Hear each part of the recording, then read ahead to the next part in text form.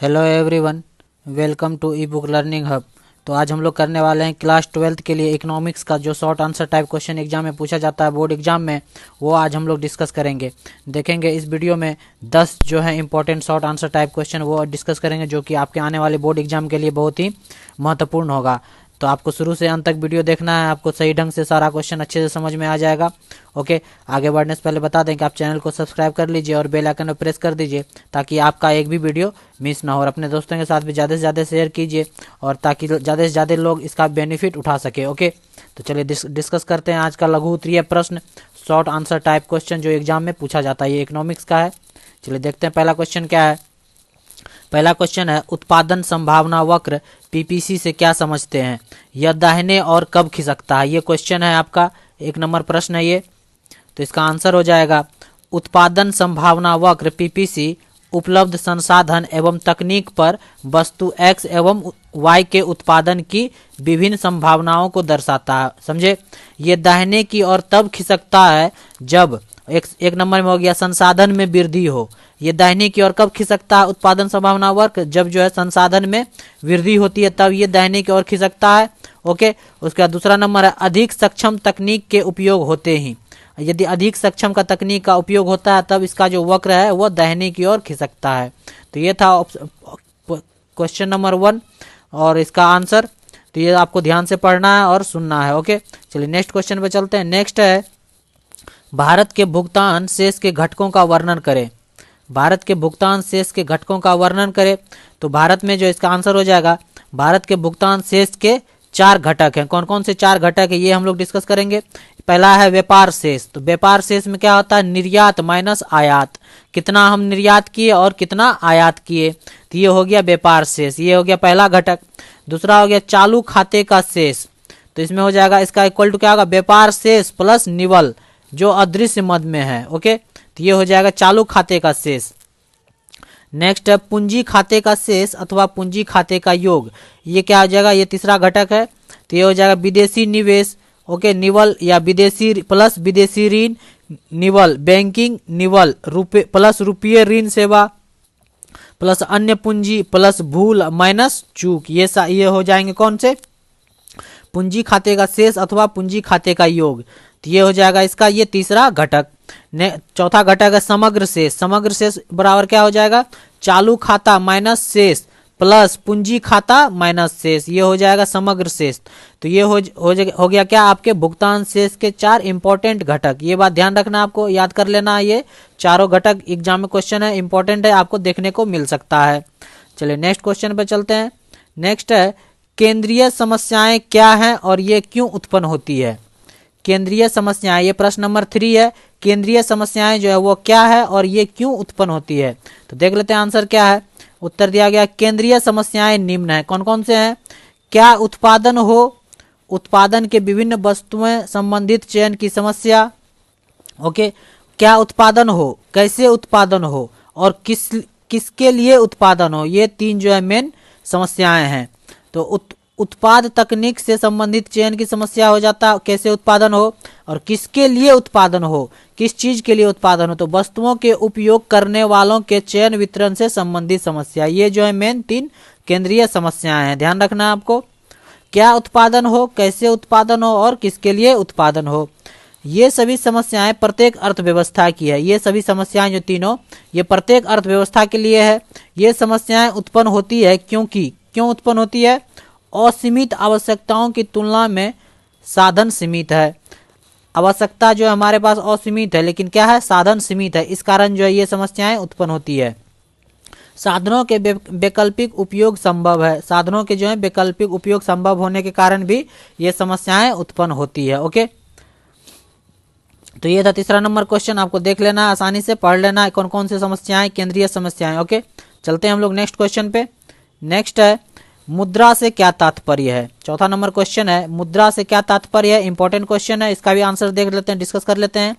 कोई भी वस्तु जो सामान्य रूप से विनिमय के माध्यम के रूप में स्वीकार की जाती है। कोई भी वस्तु जो है विनिमय के माध्यम के रूप में स्वीकार की जाती है और साथ ही मूल्य के माप एवं संचय का काम भी करती है, तो वह क्या कहलाती है? मुद्रा कहलाती है। याद कर लेना है आपको। कोई भी वस्तु जो सामान्य रूप से विनिमय के माध्यम के रूप में स्वीकार की जाती है और साथ ही मूल्य के माप एवं संचय का भी काम करती है। तो उसको हम लोग क्या कहेंगे, मुद्रा कहेंगे। ओके, सरल शब्दों में क्या कहें, मुद्रा एक ऐसी वस्तु है जो मुख्य रूप से 4 कार्य करती है। मुद्रा वो एक ऐसी वस्तु है जो मुख्य रूप से 4 कार्य करती है। कौन कौन सा कार्य करती है, विनिमय का माध्यम, मूल्य का माप करता है, भावी भुगतान का मान और मूल्य का संचय। ये जो है 4 मुद्रा का काम है। ओके, याद रखना आपको मुद्रा से क्या तात्पर्य है, तो ये आंसर हो जाएगा आपका, ध्यान रखना आपको इंपॉर्टेंट। यदि वीडियो आपको पसंद आया तो लाइक कीजिएगा, चैनल को सब्सक्राइब कर लीजिएगा और बेल आइकन पे प्रेस कर दीजिएगा। ओके, और पसंद आया तो ज़्यादा से ज़्यादा दोस्तों को भी शेयर कीजिए ताकि ज़्यादा से ज़्यादा कंटेंट इस तरह लेके आते रहें। चलिए नेक्स्ट क्वेश्चन पे चलते हैं। 5वां नंबर क्वेश्चन क्या है, कुल उपयोगिता TU टोटल यूटिलिटी एवं सीमांत उपयोगिता मार्जिनल यूटिलिटी में अंतर स्पष्ट करें। इंपॉर्टेंट क्वेश्चन एग्जाम में आपको देखने को मिल सकता है कि कुल उपयोगिता और सीमांत उपयोगिता में क्या अंतर है। ओके, उपभोग की गई सभी इकाइयों से प्राप्त सीमांत उपयोगिता के कुल योग को हम कुल उपयोगिता कहते हैं। उपभोग की गई सभी इकाइयों को, जितना उपभोग किया गया सभी इकाई से प्राप्त जो है सीमांत उपयोगिता मार्जिनल यूटिलिटी के कुल योग को जो है हम लोग कुल उपयोगिता कहते हैं। ओके, उपभोग करने वाली प्रत्येक अगली एवं अंतिम इकाई से प्राप्त उपयोगिता को सीमांत उपयोगिता कहते हैं। याद रखना आपको, उपयोग करने वाली प्रत्येक अगली और अंतिम इकाई से प्राप्त उपयोगिता को सीमांत उपयोगिता कहते हैं। ओके, और दोनों में क्या मुख्य अंतर है ये देखते हैं। दोनों में अंतर है, पहला, जब MU जब मार्जिनल यूटिलिटी गिरती है तो TU बढ़ती है घटती दर से। ओके, TU बढ़ती है। ओके, जब ये MU गिरती है तो TU बढ़ती है, इतना सिंपल सा याद रखना है। दूसरा है, जब मार्जिनल यूटिलिटी शून्य होती है तो TU अधिकतम होती है। जब मार्जिनल यूटिलिटी शून्य हो जाएगा तब जो टोटल यूटिलिटी अधिकतम पे होगा। ऑप्शन से उसके बाद C नंबर है, जब MU ऋणात्मक होती है तो TU घटती है। ये सिंपल सा स्टेप है। ओके, नेक्स्ट क्वेश्चन पे चलते हैं। नेक्स्ट है, सीमांत उपयोगिता ह्रास नियम की व्याख्या करें। सीमांत उपयोगिता ह्रास नियम क्या है, इसका व्याख्या करें। तो उत्तर देख लेते हैं इसका क्या होगा। सीमांत उपयोगिता ह्रास नियम यह बताता है कि जब हम किसी वस्तु का उपयोग करते हैं तो उपभोग करने वाली हर अगली इकाई से मिलने वाली उपयोगिता घटती जाती है। ओके, सीमांत उपयोगिता ह्रास नियम यह बताता है कि जब हम किसी वस्तु का उपयोग करते हैं, जब हम किसी वस्तु का उपयोग करेंगे तो उपयोग करने वाली हर अगली इकाई से मिलने वाली उपयोगिता उसकी घटती जाती है। इस नियम की 2 मूल्य मान्यताएं हैं। कौन कौन से हैं, सही मात्रा का ही प्रयोग होना चाहिए, सही मात्रा का प्रयोग होना चाहिए। जैसे 1 कप चाय, 1 चम्मच चाय नहीं, 1 कप चाय, 1 गिलास पानी, ना कि 1 बूंद पानी। तो ये सही मात्रा का प्रयोग होना चाहिए। ओके, नेक्स्ट है, उपभोग की क्रिया लगातार होनी चाहिए। तो ये है सीमांत उपयोगिता का ह्रास का नियम। उपभोग की क्रिया जो इसके अंदर जो है लगातार होते रहना चाहिए। ओके, ध्यान रखना आपको, उम्मीद करते हैं समझ में आ रहा होगा। तो ये इंपॉर्टेंट क्वेश्चन है सारे के सारे। चलिए नेक्स्ट क्वेश्चन पे चलते हैं। नेक्स्ट है, मांग से क्या समझते हैं। मांग से क्या समझते हैं, मांग को कौन कौन से तत्व प्रभावित करते हैं। मांग से क्या समझते हैं और मांग को जो है कौन कौन से तत्व प्रभावित करते हैं, देखते हैं इसका आंसर क्या हो जाएगा। मांग वस्तु को क्रय करने की वैसी इच्छा को बताता है जिसके लिए हमारे पास पर्याप्त साधन हो। मांग जो है किसी भी वस्तु को खरीदने के लिए एक इच्छा जाहिर करवाता है जिसके लिए हमारे पास पर्याप्त साधन हो, तभी हम कोई वस्तु खरीद पाएंगे। मांग को प्रभावित करने वाले तत्व, मांग को प्रभावित करने वाले कौन कौन से कारक हैं वो देख लेते हैं कौन कौन से तत्व हैं। पहला है वस्तु का मूल्य, वस्तु का क्या मूल्य है उस हिसाब से हम उस डिमांड करेंगे, मांग करेंगे। संबंधित वस्तुओं का मूल्य क्या है। उपभोक्ता की पसंद क्या है, पसंद होगा कोई भी चीज तभी तो मांग होगा उसका, तभी तो उसको खरीदेंगे। तो उपभोक्ता की क्या पसंद है, उपभोक्ता की आय क्या है। जैसे कोई वस्तु 500 रुपये का है और हमारा 200 आय जो है 200 ही रुपया है, तो हम कैसे खरीदेंगे, इसको नहीं खरीद पाएंगे। तो इसके ये हमारे लिए मांग के उपभोक्ता की आय के लिए नहीं है, संभव नहीं है। ये भविष्य मूल्य परिवर्तन की संभावना है। जैसे कोई भी चीज अभी मिल रहा है कम रुपए में, बाद में इसका मूल्य बढ़ जाएगा तो आदमी जो है उस टाइम वो खरीद लेगा। तो भविष्य को देखते हुए उसका मूल्य परिवर्तन न हो जाए उसकी भी संभावना को देखते हुए मांग जो है वह निर्भर करता है। तो ये इंपॉर्टेंट तत्व है। मांग से क्या समझते हैं, इंपॉर्टेंट क्वेश्चन है, एग्जाम में आपको देखने को मिल सकता है। ये सब पॉइंट आप लिख देंगे तो आपको अच्छा खासा नंबर मिल सकता है। ओके, चलिए नेक्स्ट क्वेश्चन पर चलते हैं। नेक्स्ट है, बाजार किसे कहते हैं। इसकी क्या क्या विशेषताएं हैं, बाजार किसे कहते हैं और इसकी क्या क्या विशेषताएं वो देख लेते हैं। इसका आंसर क्या हो जाएगा, मांग के निर्धारक तत्व निम्नलिखित हैं। मांग के जो है निर्धारक तत्व वो निम्नलिखित है। बोलचाल की भाषा में बाजार शब्द से उस स्थान विशेष का बोध होता है जहां पर वस्तुओं को क्रय विक्रय होता है। बाजार शब्द से क्या पता चलता है, बोलचाल की भाषा में यही पता चलता है कि जहाँ पे कोई सामान मिलता हो, खरीदा जाता हो, बेचा जाता हो, उसे हम बाजार कहते हैं। परंतु अर्थशास्त्र में बाजार का व्यापक अर्थ होता है, लेकिन अर्थशास्त्र में, इकोनॉमिक्स में जो है बाजार का व्यापक अर्थ होता है। अर्थशास्त्र चैपमैन के अनुसार, अर्थशास्त्री जो चैपमैन उसके अनुसार बाजार शब्द का अर्थ आवश्यक रूप से कोई स्थान विशेष नहीं होता है। ओके, वरन सवर्द वस्तु एवं या वस्तुओं तथा उन क्रेताओं या विक्रेताओं से संबंधित है जो आपस में अप्रत्यक्ष रूप से प्रतियोगिता करते हैं। ओके, बाजार शब्द का अर्थ आवश्यक रूप से कोई विशेष स्थान से नहीं होता है, वरन वस्तु या वस्तुओं का उनके क्रेता विक्रेता से संबंधित होता है जो कि अप्रत्यक्ष रूप से प्रतियोगिता करता है। तो बाजार की क्या क्या विशेषता है, तो बाजार में वस्तु होना चाहिए, क्षेत्र होना चाहिए बाजार का, क्रेता और विक्रेता होना चाहिए, पूर्ण प्रतियोगिता होना चाहिए, कंपटीशन होना चाहिए पूरा। ये ऐसा नहीं कि कोई आदमी जो है, कोई दुकानदार एक वस्तु को 5 रुपए में बेच रहा है और कोई वही वस्तु को 50 रुपए में बेच रहा है। तो कंपटीशन होना चाहिए, एक मूल्य होना चाहिए, मूल्य बराबर फिक्स होना चाहिए लगभग। तो ये जो है बाजार के कुछ विशेषताएं हैं, ध्यान रखना आपको, इंपॉर्टेंट क्वेश्चन है, देखने को मिल सकता है एग्जाम में। चलिए नेक्स्ट क्वेश्चन पे चलते हैं। नेक्स्ट है प्रतिस्थापन वस्तु एवं पूरक वस्तु में अंतर स्पष्ट करें। 9वां नंबर क्वेश्चन है, प्रतिस्थापन वस्तु एवं पूरक वस्तु में अंतर स्पष्ट करें।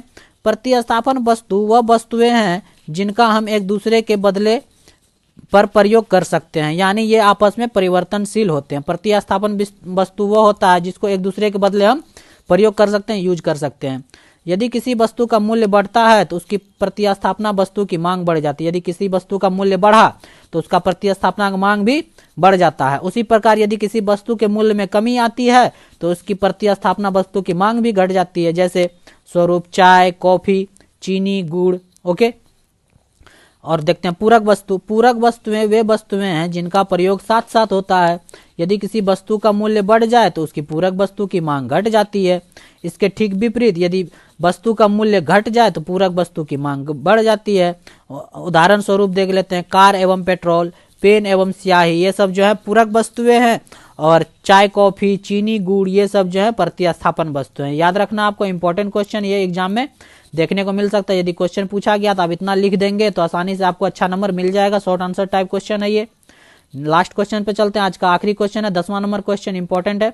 मांग के नियम की क्या मान्यताएं हैं? क्या मान्यताएं में परिवर्तन की मांग की रेखा पर कोई प्रभाव पड़ता है?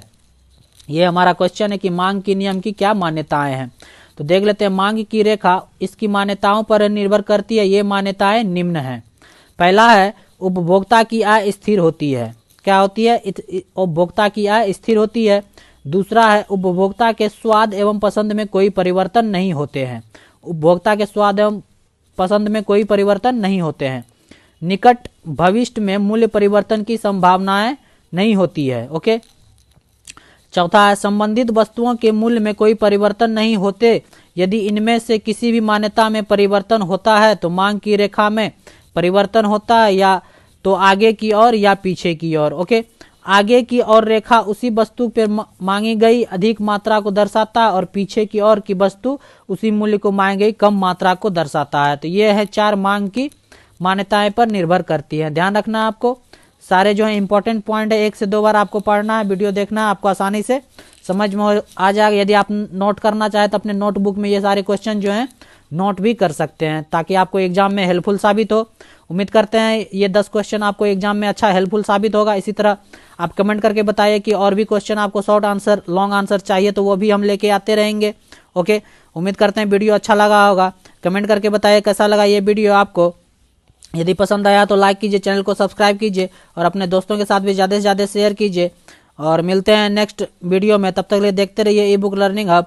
थैंक यू फॉर वॉचिंग, धन्यवाद।